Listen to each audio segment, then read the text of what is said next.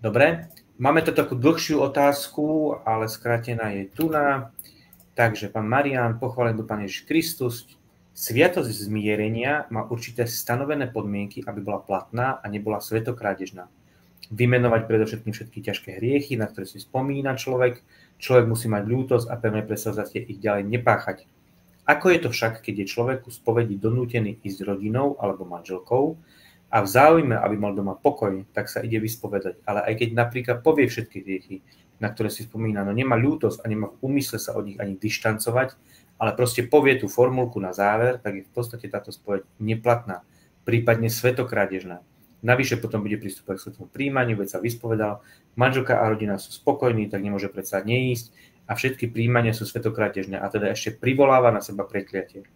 A keď človek nemá živú vieru, ale chodí do kostola len preto, aby uspokojil rodinu a manželku, má význam takáto prax niekoho nútiť ísť na spoveď, keď ten človek proste neľutuje, prípadne aj keď ľutuje, tak nie je ochotný sa vzdať hriechu, nehromadí tak na seba svetokrádežné spovede a sveté príjmania a privádza na seba prekliatie a nešťastie? Asi primárne Štefan? No, napriek tomu, že tá otázka je taká dlhšia, ja mám dojem, že do značnej miery tá otázka obsahuje aj odpoveď.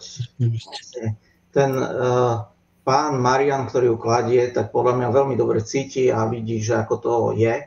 Takže možno len prisvedčiť, že naozaj tam, kde nie je vymenovanie všetkých ťažkých hriechov schválne, tam, kde nie je skutočná ľútosť, to znamená, že ten človek je rozhodnutý v budúcnosti to už nerobiť. Samozrejme je tam aj pohľad do minulosti, to znamená, on musí sa dištancovať od tých hriechov, teda, že keby sa dal vrátiť čas, on by sa znova mohol rozhodnúť, tak už by to takto nerobil. Keď on nemá tento postoj, nemá túto ľútosť, tak samozrejme, že spoveď je neplatná a z toho potom vyplýva aj ten fakt, že naozaj nemá zmysel ísť na spoveď z donútenia a nemá zmysel niekoho nútiť na spoveď. Ja, keď som ešte pôsobil v pastorácii, tak raz za čas som robil takú katechézu pre ľudí, kde som vysvetľoval tie podmienky platnosti spovede a tak ďalej.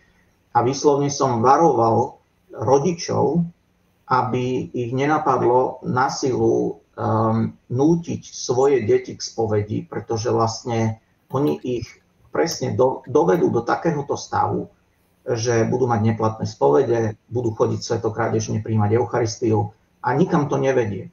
Samozrejme, v niektorých vzácnych prípadoch sa môže stať, že keď takýto človek príde na spoveď a kňaz vidí, že ten človek nie je správne disponovaný, tak, ako hovorím, v niektorých vzácnych prípadoch sa môže stať, že tomu kňazovi sa podarí tomu konkrétnemu človeku na spoveď vysvetliť, že v čom je problém a že hrozí, že tá spoveď bude neplatná, keď nebude mať ľútosť a tak ďalej.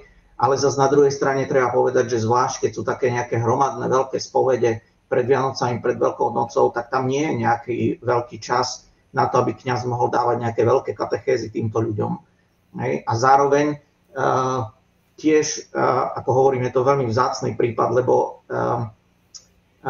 nie je to úplná samozrejmosť, že človek príde na spoveď a nie je rozhodnutý zanechať svoje hriechy a o 5 minút, keď z tej spovede odchádza, tak už sa mu prevrátil kompletne celý život a on už zrazu je ochotný dištancovať sa od svojho hriešného spôsobu života. Naozaj takéto veci sa dejú veľmi, veľmi vzácne, takže nemá zmysel nútiť zvlášť teda mladých ľudí, nejakých tínedžerov od svojich rodičov, aby išli na spoveď. Skôr naopak, aj tí rodičia majú tie deti postupne vychovať, postupne katechizovať, aby oni v konečnom dôsledku chceli pristupovať k sviatosti pokánia a aby rozumeli tomu, čo robia. Samozrejme. Takže myslím, že odpoveď je zrejmá a jasná. Áno, takýto človek, ktorý ide z donútenia, nie úprimne, bez ľútosti na spoveď, tak naozaj svetokrádežne potom príjma Eucharistiu a privádza na seba prekliatie, samozrejme.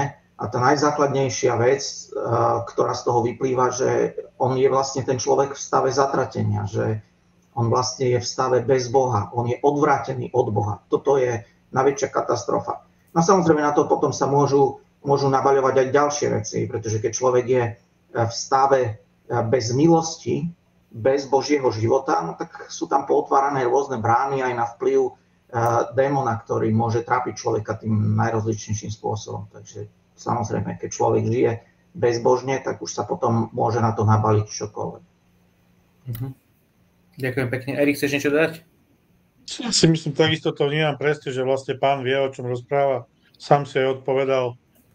Zjavne je podkutý, keďže vymenoval tie všetky problémy, ktoré hrozia, ak človek takýmto spôsobom k tomu pristupuje. Čiže ak sa jedná o neho, predpokladám, že áno, ale nemusí to byť tak pravda, tak zjavne vie, že o čo ide a čo mu hrozí. Čiže není čo dodať. Otec Štefan to zhrnul veľmi dobre. Ja si skôr myslím, že asi sa pýtal kvôli niekomu, ale tak nevieme, ale bolo to tak pekne napísané.